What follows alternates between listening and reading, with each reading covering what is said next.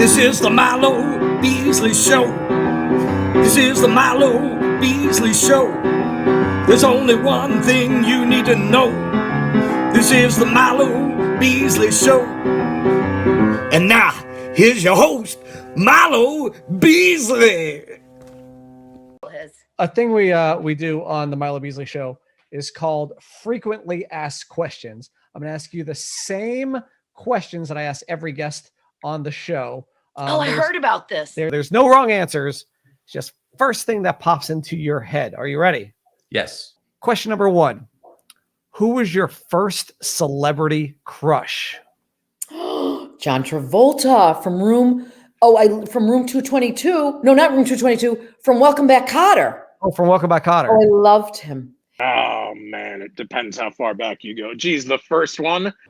I would have to say, I guess Janet Jackson. That's a good one.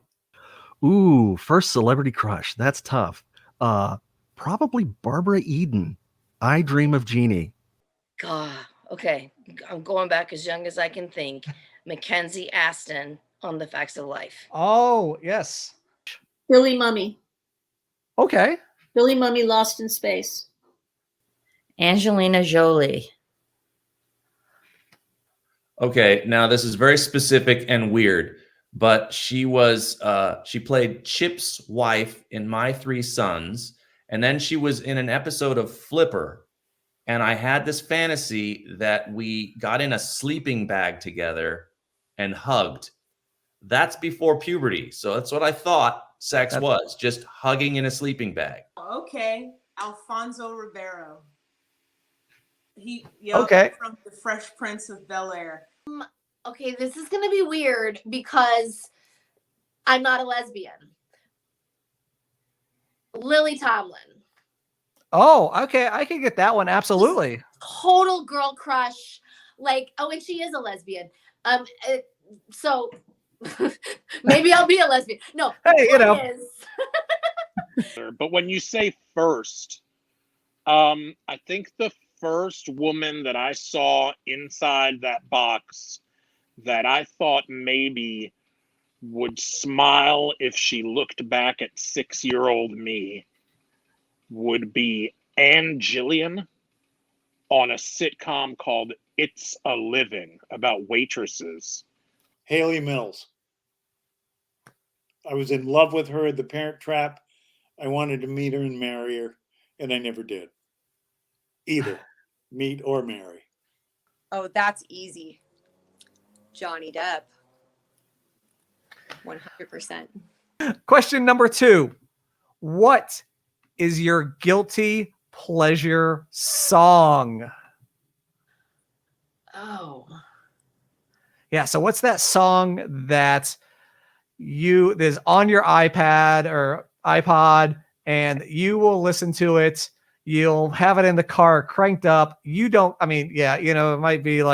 might not be cool, but you don't care. Probably the Humpty Dance.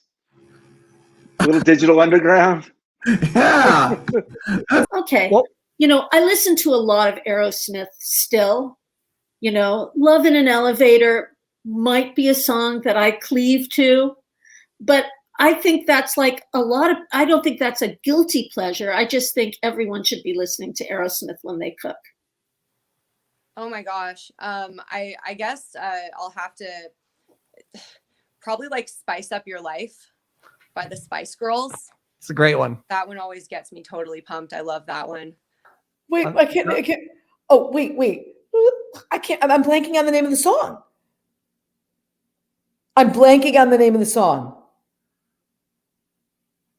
Someone on the radio. I can't remember the name of the song, Milo. I'm your first customer, client, interviewee that can't remember the name of the song because she's too. It's an Earth, Wind, and Fire song.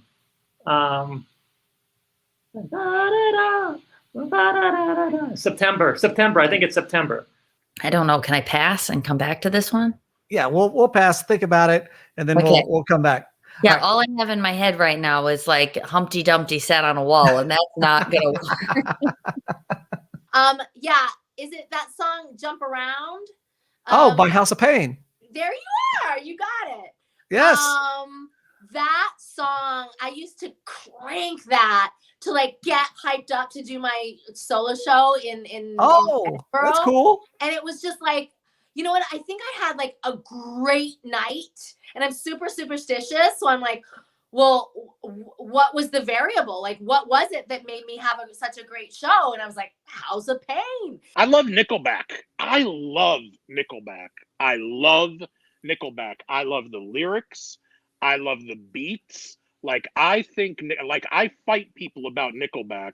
This is if you had to, would you rather fight for a horse-sized duck or 100 duck-sized horses? Ask if I can own. That's a very weird question. A horse-sized duck. I would go with 100 tiny horses rather than a giant duck. I was once attacked by a goose, and it felt large. So anything bigger than what I was already attacked by would be frightening. Yeah. Okay. If I picked the giant duck, that was the horse-sized duck. Yes.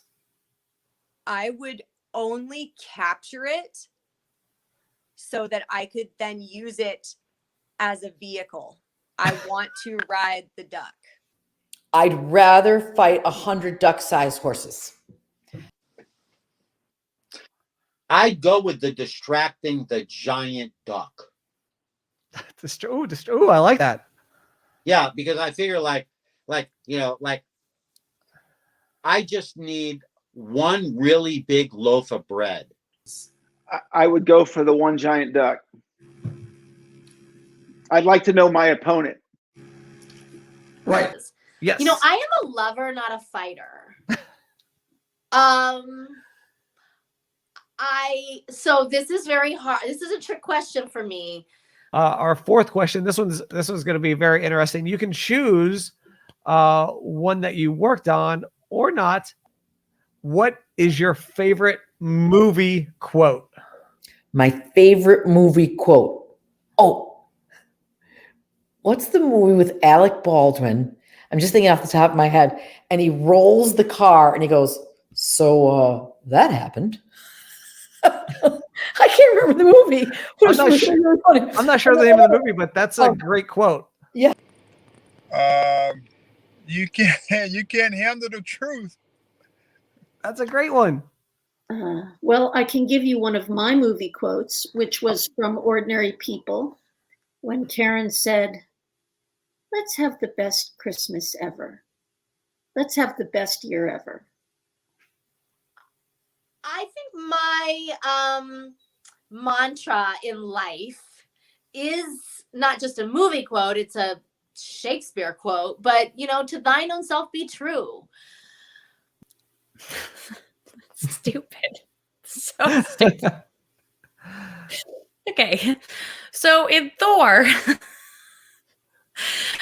my dad thought Mike looked like Thor for a while there. He had like the long flowing hair. And so in one scene, Thor goes, "I need a horse." And for some reason, I just find it hilarious. I gotta laugh it out so I can do it. Oh, double doo-doo. One of my diamonds just fell in the macaroni. And I always get the quote wrong verbatim, but I quote, "Every time we win a game, we rip off a piece," from Major League. Here's to my brother George, the richest man in town. I think it might have to be from Texas Chainsaw Massacre #2. Bill Moseley's character. "Lick my plate, dog dick." Is that weird? I feel like that's a weird line to say on. Hey, that's it. That's one though. Leave the gun, take the cannolis. Leave the gun, take the cannoli. This is a fill in the blank. If blank was an Olympic sport, I would win a gold medal. What am I good at? This one stumps me. The other ones were easy. Okay. If hand acting was an Olympic sport, I would win a gold medal. I think so. Having bronze balls was an Olympic sport, I would win a gold medal. No one can beat me in air hockey. I am Air the hockey. air hockey queen. Is that a sport? The first thing that came to my head when I heard that was eating. If eating was an Olympic sport, because I do love eating. Eating pastries. I'm very good at it. If melting chocolate chips in the microwave were an Olympic sport, I'd win a gold medal. I melt chocolate chips every single day at 2:00. If eating chunky monkey ice cream was an Olympic sport, I would win a gold medal. If eating popcorn was an Olympic sport, I would win a gold medal. Yeah, I don't know what your audience is. I could go super dark here. I'm just going to say farting.